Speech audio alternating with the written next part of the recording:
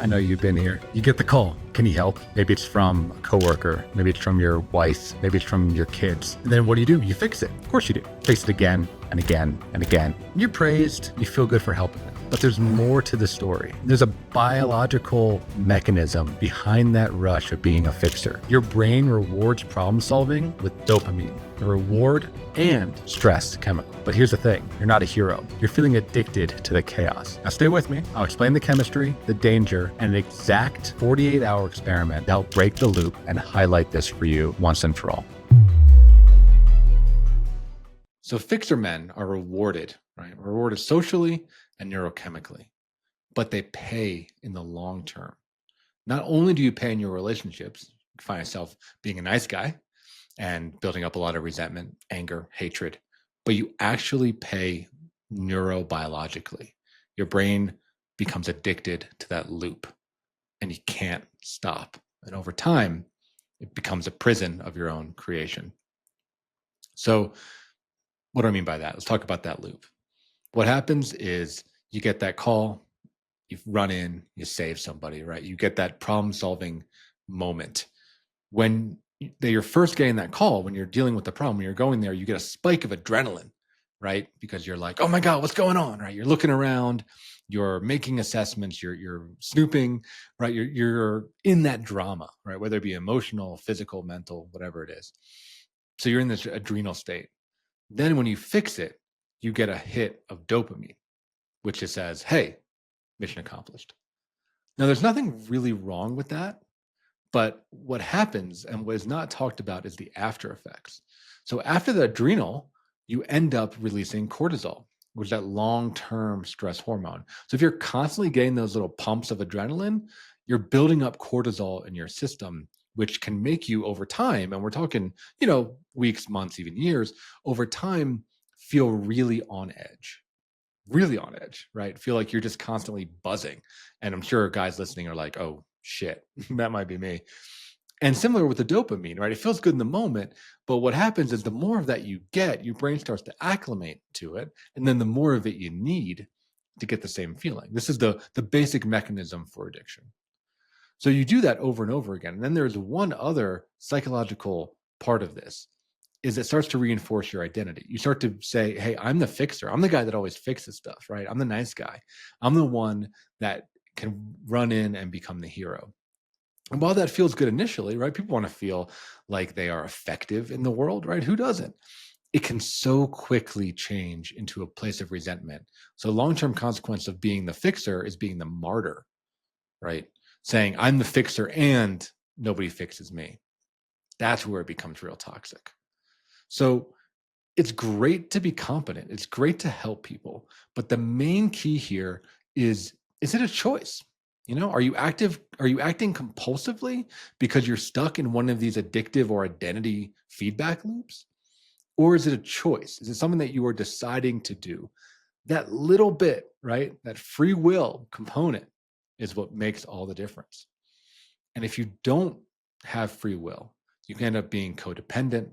You can end up enabling people that need to actually figure out how to do stuff on their own, especially people that are struggling with addiction or failure to launch. You can avoid emotional intimacy because many guys who are stuck in this fixer pattern never ask for help themselves or even open up. They're just kind of an object in many ways, right? They're like a tool. You can have that chronic stress from the cortisol I was talking about, and you can experience long-term burnout where your system is just fried and you just want to throw in the towel. I see that happen to a lot of guys I work with where they don't just ratchet it down, which is what I'm going to encourage you to do. And what we talk about in therapy is like taking small but meaningful steps. They just throw in the towel and they're just like, F it, I'm done. Never doing anything ever again. And then, their life falls apart because you got to do shit sometimes, right? You got to do shit sometimes. So this reminds me of a client, Bill, who he also owned a small business, right? So he was a husband, a father, and a small business owner. Lots of opportunities to fix stuff. So in his business, I'll talk about that, is, he worked doing construction repair, and he would just constantly show up and take over the job sites. Even when he hired people, he would jump in and, fix it. And over time, he enabled his employees never to learn anything, right? Because Like a lot of men, I have this trait too. It's sometimes difficult to work with somebody if they don't know what they're doing and you feel rushed because you don't have time to teach them. You just have to like get the thing done. Well, that's useful in the short term because you need to get the thing done. But in the long term, you don't teach your helpers anything. So what happened and what happened to Bill is that none of his employees were competent, and he would get mad at them for being so incompetent. But when we held up the mirror of therapy to him and said, hey, like what's really going on? The truth was that he had never taught them anything. He has expected them to know what he knew without any kind of training. It's a really common thing that happens in small business, but it can create this martyr dynamic. The main thing with Bill, though, what kept him hooked was this sense of fear, almost terror, this idea of, if I don't fix it, right? If he doesn't fix it, who will? you know and even deeper than that is if he can't fix it, it means he's worthless. His whole career was built on being able to quickly diagnose, repair, and reinforce construction sites, right? Being able to really figure out things quickly and make it happen.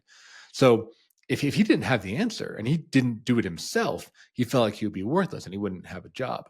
So these are like some real scary things that are operating underneath this idea of fixing. So even though Bill appeared competent at it, and he was, a hero in many ways, right? I mean, people that he worked with, his clients loved him, but underneath it, he felt fear, he felt insecure, he felt incompetent, and he felt the fear of abandonment. Those were the things that were fueling his fixer, not this idea of being competent. I want to really like hammer that home. And if you're listening, think about that for yourself. Like, is it fear that's motivating you? Is it kind of like these kind of shitty, nasty emotions, these like pollutant things, right? Or is it a clean energy source? Be honest with yourself, because that can be the entry for you figuring this shit out. So over time, being a fixer becomes an identity. You get praised early. A lot of parents, especially in the older generation, the boomers, some Gen Xers, they were praised by their parents for being easy, right? Like, oh, you were an easy kid. And what that means is that you just didn't do anything wrong, right? You didn't complain. You didn't cause any drama. You were easy. But for many kids, that means that you're really shut down. For those parents out there, how chaotic and emotional and difficult kids are. If a kid is just quiet and shut down and easy, there's often more going on. They might be afraid, or they might be disconnecting from the family. It's not that they are doing a good job. It's actually that they are one step out the door. Similarly, I think to boys, you get even more of that, right? So much of our, social hierarchy comes from being competent, from being the one that has the answer and figuring out how to climb up hierarchies. So either being, the most fit or the most handy or the smartest or whatever it is, right? The best leader. You find ways to climb those hierarchies by displaying competence. And there's nothing wrong with that. I think that's a beautiful thing about being a man, is that we can climb hierarchies and get better at shit. In fact, it's one of our pillars at MTO is mastery. You can check out a blog on that we have on our website, 4 pillars of masculinity. So it's a good thing. But the problem is when it becomes compulsive, like I was saying before, right? When you get stuck in it and you can't ever shift out of it. That's the problem. And I think it's being really accentuated by this modern hustle culture that so many young men find themselves in. The idea where you kind of become a brand, right? You become a company or a product. And if you look at these hustle culture things, it's the idea of you personally need to be a solution to problems of the world, which on the surface is very motivating. But one step deeper, you realize it comes with a lot of resentment, fear, and insecurity. So how do you start to break this? I mean, if you're listening, you might be like, "Oh my God, this is me," but it's my whole life. I don't even know like what to do. So here's how you do it, and you can do this over 2 days, 48 hours, right? When somebody calls you, coworker, partner, kid, whatever it is, don't just jump into fixing it. Take a moment to pause. Mindfulness is really important here, right? Taking a moment, breathing, and instead of just offering solutions, ask them, what do you need? This little thing, I know it sounds really dumb, putting it back in their court not only helps you be a better fixer if that's your goal, right? But it also gives them a little bit of buy-in. So if you're afraid of enabling them, it lets them do some mental work to figure out what to ask and lets you be humble because sometimes you're wrong. Right? Sometimes what you think people need is not what they need. This is really, really common, in male-female relationships, of course, right? Where as men, we want to jump in and fix it. But oftentimes what our female partners want is for us just to listen to them and maybe say how we feel about whatever their situation is. They don't actually want a solution. So even though we think we're trying to fix it and help them, they're actually just pissed at us because they feel like we're not taking them seriously, or we're not fully understanding the situation, or we're not interested in them. We're trying to get them to shut up. We're just trying to solve the problem. As men, we know that that's not true. We're just communicating as men do. But for the female partners, they get really upset. So saying, hey, what do you need? That can be really helpful. And notice that when you feel this, right, you're going to have probably some shitty feelings, right? You're going to feel uncomfortable. You're going to probably feel worthless. You're going to feel this urge to fix. You're going to feel anxious. Pay attention to that, because that is the addiction to fixing revealing itself.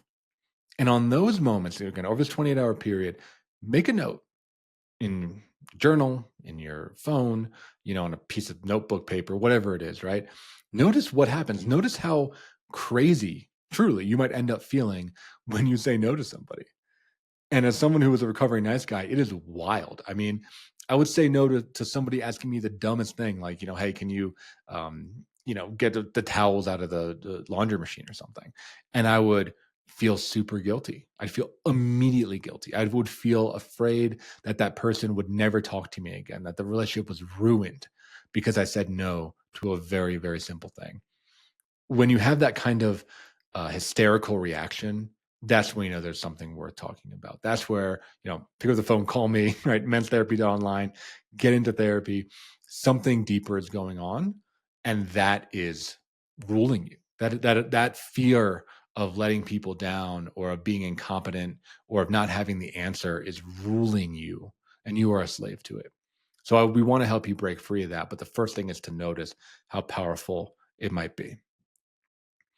Then, if you like that, right? I mean, through therapy or after this challenge, right? Start to ratchet yourself down, right? We talk a lot about small, meaningful action steps. So take a minute, right? Like when people come to you for help, listen to them first before offering. You can practice mutuality. You can say, hey, I want to help you, but what could you do for me? Right? Figuring out if there's a way that they could help you back, even something minor, even if it's like, I don't know, buying you something, or helping you a couple weekends later with some house tasks, right? Like think about, okay, here's all the people I've helped. How can I, bring it back? Right? How can I level the scales a little bit? And for most guys, that is actually way harder. It can feel selfish. It can feel entitled. It can feel bratty. It can feel weak. Again, if you have that hysterical reaction, call me, right? Like talk to me, talk to Men's Therapy online, because that means that there's something a lot deeper going on. And ultimately where you want to get to with this is not to not help. I want to make that really clear, right? Being helpful, being useful, being dependable, those are all awesome traits. They're very masculine traits, but the goal is that it's not about fear and terror and insecurity.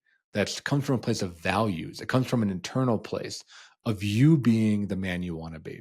And the crazy thing is, it's true for so much of this therapy stuff, is like from the external view, it might look identical, but internally, it's going to feel really different. It's going to feel a hell of a lot better. And you're going to have choice, right? You're going to be more free. You're not going to be stuck in a compulsive cycle.